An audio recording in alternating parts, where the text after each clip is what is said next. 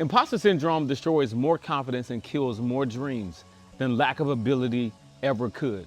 But most people don't know they can easily overcome it. I used to deal with imposter syndrome every single day until I realized something that most people overlook. It's not just about confidence. It's not even about competence. It's about clarity. After getting let go from a six-figure job, I built a six-figure business in less than a year. But none of it happened until I dealt with the mental barrier that was silently sabotaging my progress. Today, I'm breaking down how to overcome imposter syndrome, how to structure your day without burning out, and the exact skills you need to start building your business today. Because entrepreneurship doesn't give you a roadmap, but I will. Let me start with this. Imposter syndrome is not a you problem. It's a moment problem. We confuse being new with being unworthy.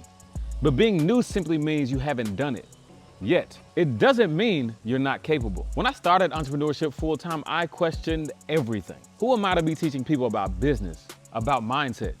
But then I realized I wasn't teaching from a pedestal. I was teaching from experience. I had lost jobs, I had rebuilt, I had lived through what most people were still struggling with. And that was my credibility. So if you're just getting started, here's what you need to do. Document your journey.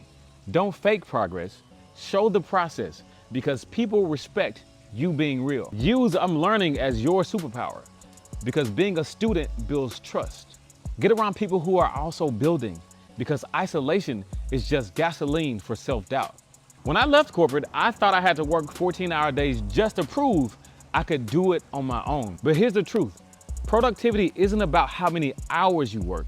It's what you do within those hours. So here's how I structure my day to avoid burnout. From 7 a.m. to 11 a.m., it's all deep work. I don't take any meetings unless it's absolutely necessary. That's when I write, create content, and handle strategy. From 11 a.m. to 3 p.m., that's when I take all of my meetings and calls. I don't try to force anything to go into a box that it doesn't fit. From 3 p.m. to 5 p.m., I do emails, I do a little bit of reading, and handle any miscellaneous operational items that I need to take care of for that day. From 5 p.m. to 6 p.m. is when I do studying and personal development. But here's something that's very important. And I know a lot of us try to run away from this one, but rest is absolutely necessary. Even if you're going into the gym, if you're lifting and lifting and lifting, constantly overworking yourself, at some point your body's going to respond and let you know you need some rest. Make sure you allow yourself resting time, focus time, time to meditate, however you see fit, but give yourself the space to rest. Build your days around your energy level and not your ego. A lot of new entrepreneurs waste time trying to be an expert in everything, but you don't need 20 skills. You need 3. First and foremost is storytelling. If you can't clearly explain what you do, who it's for, and why it matters, nothing else works. Learn how to tell your story in a way that builds trust. The next thing for me is sales. I don't care if it's books, a service, or your personality. You need to learn how to sell. That doesn't mean being sleazy, annoying, and nagging. That means learning to solve real problems for real people. Lastly is building systems. If you can't repeat it, you can't grow it. Learn how to build a simple process around what you do.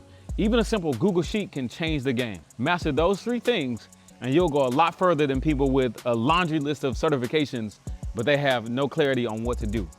You don't have to be the most talented. You don't have to be the smartest. You just simply have to be the one that doesn't quit. Imposter syndrome isn't something that disappeared from me overnight, but every time I took a small step forward, it got a little bit quieter.